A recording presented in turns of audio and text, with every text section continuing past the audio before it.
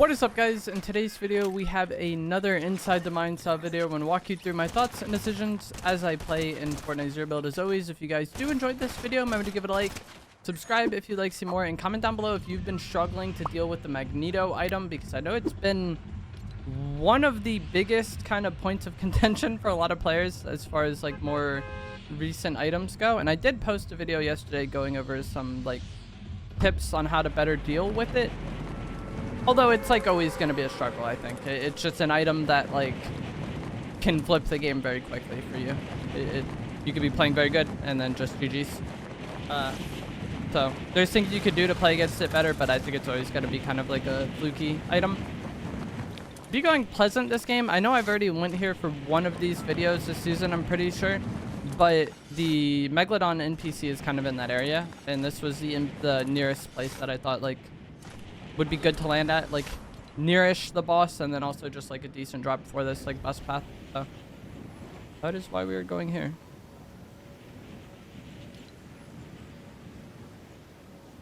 See some floor loot. We got Magneto gloves over there. I want to drop on this tower. No chest. That's unfortunate. I was gonna say I want to drop on that tower and then this is not good. We're probably dead. I want to drop on the tower and then turn back and shoot the person that gets the Magneto item, because they're going to be a problem, especially like early game when you're very weak. But that did not happen. There was no guns in the tower, and somebody else contested us there. So even if there was like a chest in the tower, I think I would have immediately dropped, because it looked like somebody was landing on that Magneto item. And even if we land tower 50-50 the chest, get the gun, and eliminate that player, I would imagine the Magneto person just starts hurling metal through that window, and like it does splash damage, and I think as long as they hit it in there, we would take 90 damage, and so we die very quick. Luckily, we got a lot of EMPs. I did turn and throw one back when I thought that guy was maybe chasing me, because I thought that was going to be one of the few ways to like turn that fight. If he over chased into the EMPs, and then I could just like EMP rip his shield completely. Not that he has a lot of shield, but like rip his over shield completely. I feel like that would be one of the few ways that we could have maybe turned that fight, but he chose to not chase. But that is one of the really nice things about EMPs. Whenever someone does chase you, you can like get them with it. Someone's above me with gloves. We have a lot of EMPs, which is great. Not only is it like a really good car counter item, but like I just talked about, it's good in fights as well.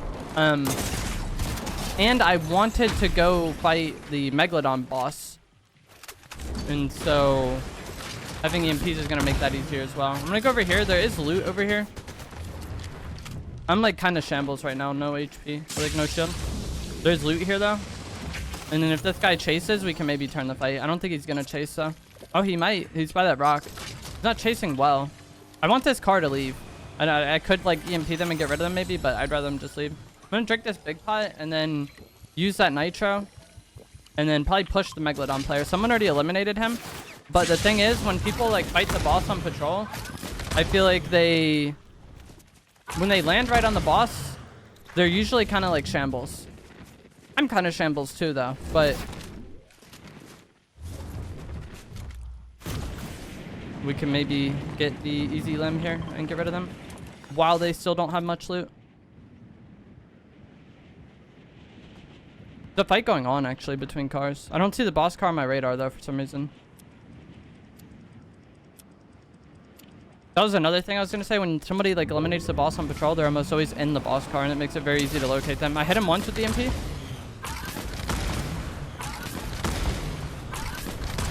He gets away though. He has more glove usage than me. Nice. So fortunate to get that kill. I only hit one EMP on him, but like I was saying earlier, like people that get this stuff are usually shambles. And so, yeah. He only had the mythic items from the boss. Like I've had people question why I don't land on the boss, and that's why. Like you can land on the boss and then just like pickaxe them through the car, and then, you know, get loot that, and then like once they get out of the car, you get in the car type thing. But if somebody like that can work to eliminate the boss, but if anybody else intervenes or third parties you afterwards, then it's very easy for the game to not go well. And if you take the boss car to leave, then not only do you have the medallion on your like indicating your location, but if you're in the boss car, people will know exactly where you are once you're close to them. So I think that player did a decent job not taking the boss car, but still, like, you saw how vulnerable he was. Like, I guess that'd be a very, like, simple way to describe it. Like, I've kind of not had the words to describe it well. When you land on the boss, you leave yourself very vulnerable afterwards. And that's why I don't like doing it. Also, radio towers. I've gotten a decent amount of questions about why I don't go for radio towers much this season. I feel like I very rarely did in public matches, like as far as getting them every game, you know? Maybe more during Chapter 4 when they dropped like the Slurp Juice and like a gold twin mag era. But this season, they're still good. Like, I've had people question, like, is it good to get radio towers? I never see you go for them. And it's like, the radio towers are still quite good. Like, seeing zone will never be bad. Like, that's just a nice benefit. But the thing is, I feel like the faster pace the game is and the more mobility the game is, the less that advantage kind of matters. Because, like, if zone pulls up a mountain, it's, like, not hard to get up there with gloves, you know? Or if zone pulls far, like, you have gloves. It's not a big deal. And so this season, having an absurd amount of mobility, I feel like the advantage you get from getting forecast is like not as large as it once was, but it's still nice to have if you're able to get it. But I just would rather be concerned about getting medallions in that time. I was not expecting that player there, to be honest. I thought the player was through this door. I was thinking that he went here, and so I would go behind those speakers, and then he would come out, and then I could fight him. That did not go well. Or that's not what I expected, but like luckily I still get the elimination. I know that the Machinist Mythic AR was there, but I'd rather have the Thunderburst.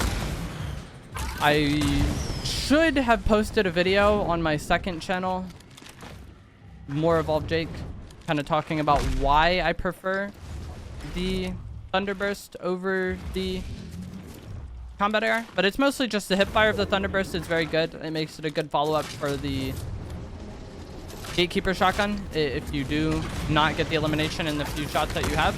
Also, when dealing with Magneto, being able to glove up and then shoot from the sky on them is great.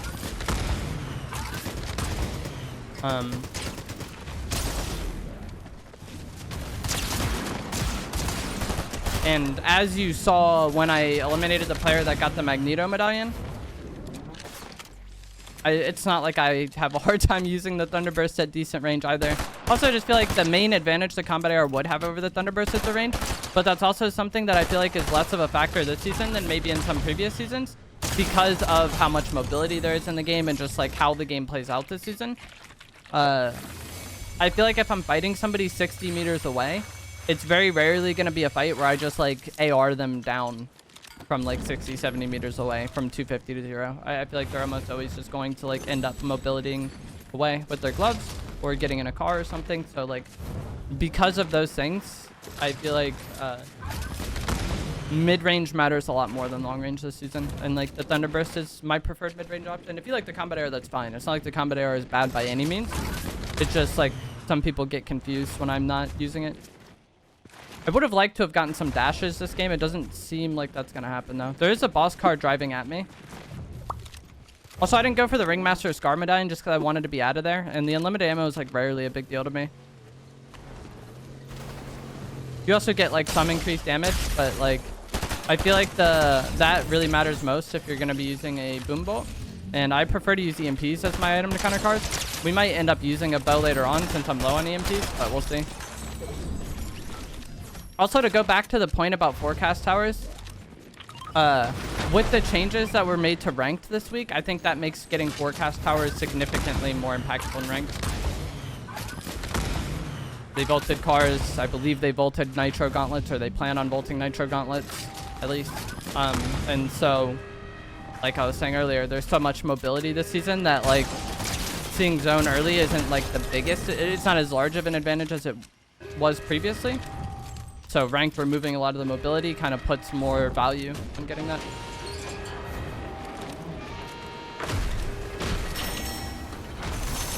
My biggest goal here would be getting EMPs. Okay, I think we got some at 4 now. I'd also would like to have a better Gatekeeper shotgun, but blue is like acceptable. Like I'm not sad that I have a blue one.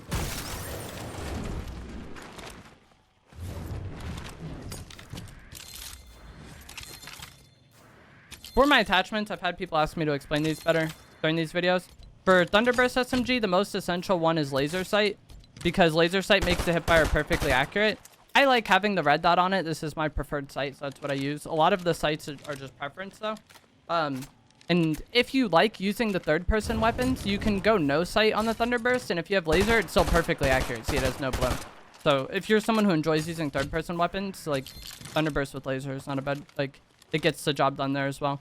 And then as far as the Gatekeeper shotgun goes, just like drum mag, I think is the most important, because like the mag capacity is one of the main weaknesses of this weapon. So getting 5 is nice, and then laser sight also just getting better hipfire. I personally don't like having a red dot on it. The way I feel about red dots on shotguns is like they are good if you like having them and know that you have it. Like some people just really don't like having the red dot on the shotgun. But I don't think it's like definitively bad. It's just like a preference thing. But if you're good with the red dot on the shotgun, I think it is like, it feels more consistent to me when I've aimed in with a red dot shotgun. But my problem is I aim in a lot of situations where like if I had a red dot, I wouldn't want to aim in. I don't know if that makes any sense. And so it could throw me off. It's an AI.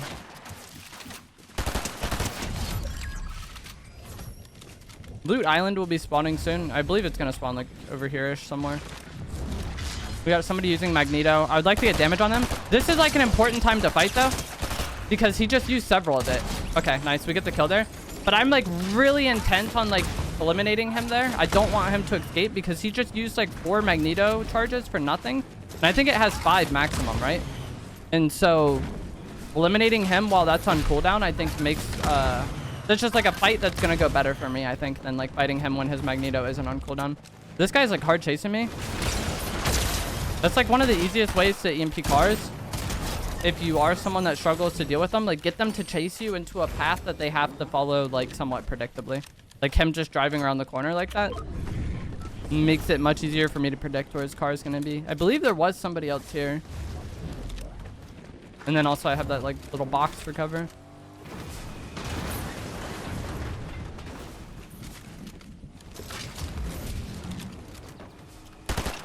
He has Cowcatron, so he'll probably try to run me over. I don't know why I didn't hit him. Magneto.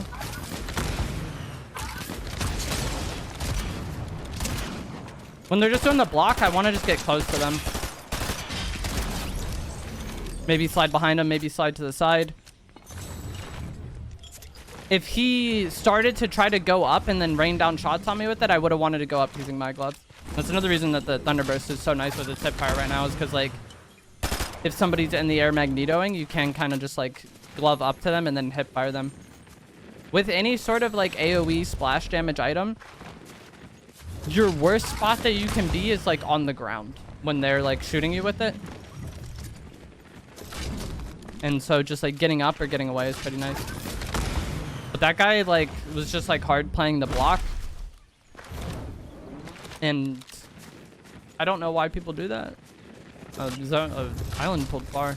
Like I don't really know what his goal is there. I think a lot of people when they play the block, they're hoping that you just spray your weapon out at them, and then once you're reloading, they'll start attacking. And that's why I just want to get really close to him and then maybe like slide to the side and get some shots. But like what I'm most concerned about is him putting the block away, and then I can just like hard punish him for that.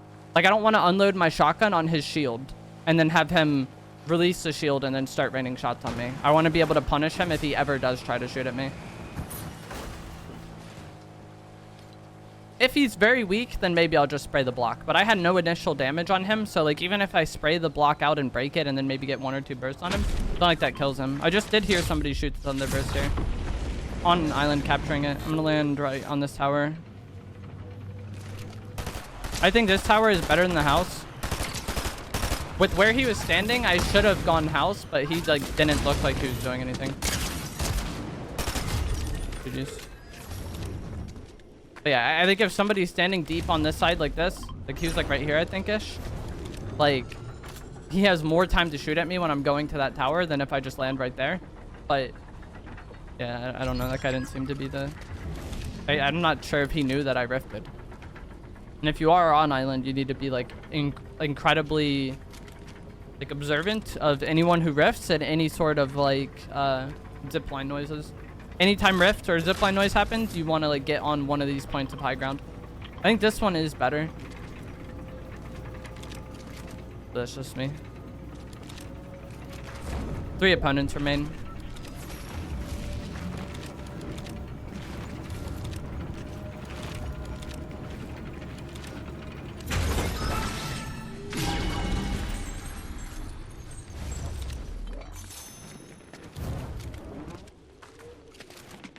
I ended up grabbing the Magneto gloves back there just because they can be a decent counter to the car. So they hit for like 400 and they have potential to hit the person inside. It felt very inconsistent to me whether I get damage on the person inside, but it is something that's like possible, you know? Oh, he had purple gatekeeper. And he has the attachments I like. He has muzzle brake, which I normally don't put on. It doesn't hurt though. What muzzle brake does is reduces recoil, and like with the shotgun hip firing, like recoil is a non-factor. So that's why I'm rarely concerned about getting that. We can get gold just by sprinting through with nitro. So yeah, I rarely put muzzle brake on just because I feel like it doesn't matter, but it also doesn't hurt. So it's not something that's gonna like deter me from wanting to use it.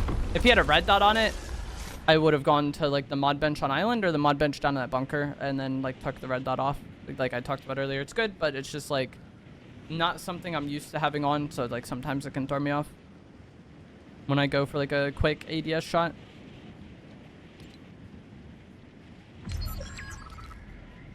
There's 2 players remaining. One of them is an AI because Hippo Magician just eliminated McLawnmower, and those were 2 bot names.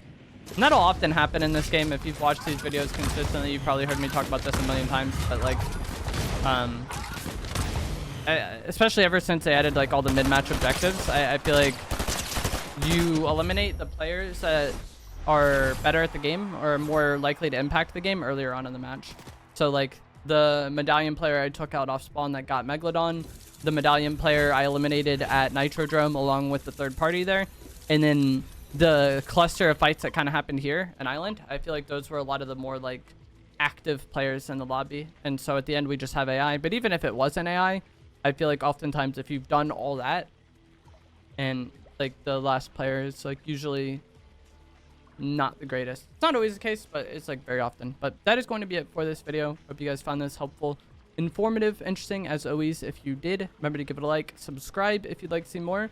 And if you want more content from me, check the pinned comments. I should have a video from more Evolved Jake in there about the Thunderburst versus the Combat AR and how I feel. And then also tips for dealing with Magneto if you guys are struggling with that.